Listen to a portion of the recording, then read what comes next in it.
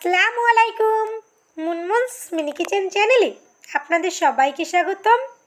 আজকে আমি আপনাদের মাঝে শেয়ার করব স্বাস্থ্যকর উপায়ে বাসায় তৈরি কমলার জেলি রেসিপি। বাজারে অস্বাস্থ্যকর উপায়ে তৈরি কেমিক্যাল দেওয়া জেলিগুলো না কিনে আপনারা বাসায় স্বাস্থ্যকর উপায়ে তৈরি করে নিতে পারবেন এই কমলার জেলি। আমার ভিডিওটি ভালো লাগলে একটা লাইক দিয়ে দেখা কন্টিনিউ করবেন।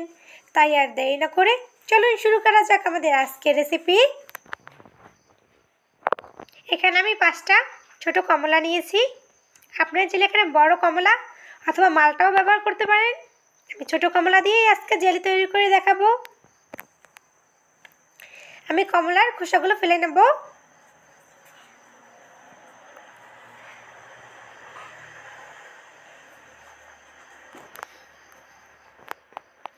আমি কমলার খোসাটা ফেলে দিয়েছি।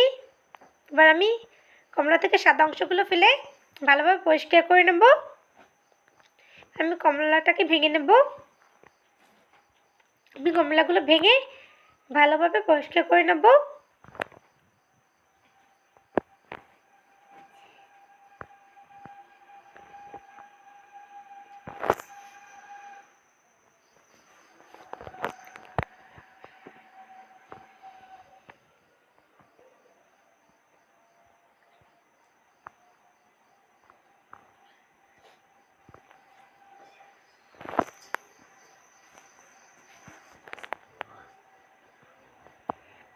আমি ভালোভাবে কমলাটা পরিষ্কার করে নিয়েছি।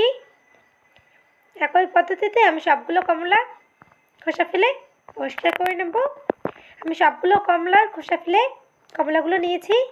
এবার আমি কমলাগুলো থেকে কমলার বিচিগুলো বের করে নেব। কমলাগুলো ব্লেন্ড করার আগে অবশ্যই বিচিগুলো ফেলে দেবেন, তা না হলে কমলার বিচিগুলো থাকলে ব্লেন্ডের সময় কমলার বিচিগুলো ব্লেন্ড হয়ে যাবে, তাহলে জেলিটা খেতে তেতো লাগবে। তাই অবশ্যই কমলার বিচিগুলো আগে ফেলে দেবেন।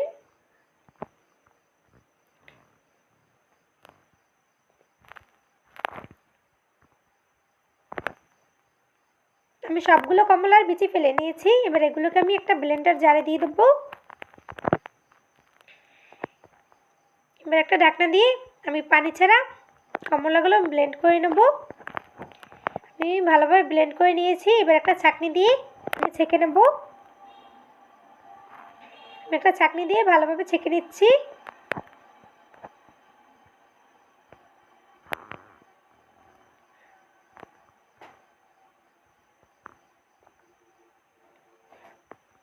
আমার ভালোভাবে ছেঁকে নেওয়া হয়ে গেছে। আমার প্রায় 1 কাপের মতো কমলার রস বের হয়েছে। এবার এটাকে আমি এক সাইডে রেখে দেবো। বা চুলে একটা প্যান বসিয়ে দিয়ে দিলাম 1/2 কাপ চিনি, দিয়ে দেবো 1/2 কাপ পানি। এখন ভালোভাবে নেড়ে একটা শিরা তৈরি করে নিতে হবে। দিয়ে দেবো স্বাদ মতো লবণ, দিয়ে ভালোভাবে নেড়ে নেব। একটা আঠালো শিরা তৈরি করে নিতে হবে। এবার এখানে দিয়ে দেবো আমি কিছুটা অরেঞ্জ ফুড কালার। ফুড কালারটা আপনাদের হাতের কাছে না থাকলে স্কিপ করতে পারেন। আমি দেখার সৌন্দর্যের জন্য ফুড কালারটা ব্যবহার করছি। আমার আঠালো একটা শিরা তৈরি করে নেওয়া হয়ে গেছে। এবার আমি কমলার রসটা দিয়ে দেবো। কমলার রসটা দিয়ে আমি ভালোভাবে নেড়ে নেব।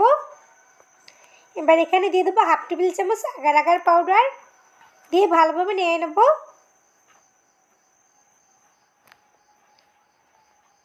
ভালোভাবে নেড়েচেড়ে এটাকে জাল করে নিতে হবে। এবার এখানে আমি দিয়ে দেবো 1 টেবিল চামচ লেবুর রস। জেলিটা দীর্ঘদিন সংরক্ষণ করা যাবে ভালো রাখার জন্য লেবুর রস অথবা ভিনেগার ব্যবহার করতে হবে। আমি লেবুর রসটা ব্যবহার করছি। দিয়ে ভালোভাবে জাল করে নেব।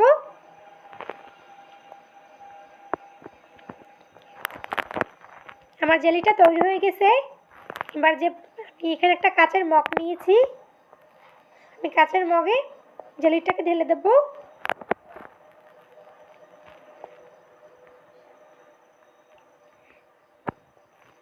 এবার এটাকে আমি আধা ঘন্টার জন্য রেস্টে রেখে দেবো। খুব সুন্দরভাবে সেট হয়ে যাবে। আমি সেট করে নিয়েছি। আমি ফিরে আসলাম আধা ঘন্টা পর। খুব সুন্দরভাবে সেট হয়ে গেছে। বাজারে অস্বাস্থ্যকর উপায়ে তৈরি বিভিন্ন কেমিক্যাল দেওয়া জেলিগুলো না কিনে আপনারা বাসায় স্বাস্থ্যকর উপায়ে তৈরি করে নেবেন এই জেলিগুলো। আমি কিছু রুটিতে জেলিটা দিয়ে দেখাচ্ছি। দেখুন কতটা সুন্দর হয়েছে, দেখে বোঝাই যাবে না বাসায় তৈরি না বাজার থেকে কেনা। এভাবে আমি কিছু রুটিতে জেলি দিয়ে নেব।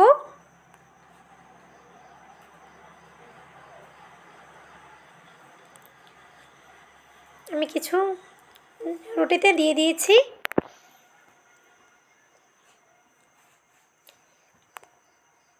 এবার একটা ঢাকনা দিয়ে ভালোভাবে আটকিয়ে নর্মাল ফ্রিজে রেখে 2 থেকে 3 মাস অনায়াসে খেতে পারবেন, মোটেও নষ্ট হবে না। আমার রেসিপি ফলো করে তৈরি করলে এভাবে খুব সুন্দরভাবে জেলি তৈরি করে নিতে পারবেন। আমার ভিডিওটি ভালো লাগলে লাইক কমেন্ট শেয়ার করবেন। আমার চ্যানেলে নতুন হয়ে থাকলে আমার চ্যানেলটি প্লিজ সাবস্ক্রাইব করবেন। আমার ভিডিও সবার আগে পেতে হলে বেল বাটনটি অন করে রাখবেন। এতক্ষণ আমার সঙ্গে থাকার জন্য অসংখ্য ধন্যবাদ। আসসালামু আলাইকুম।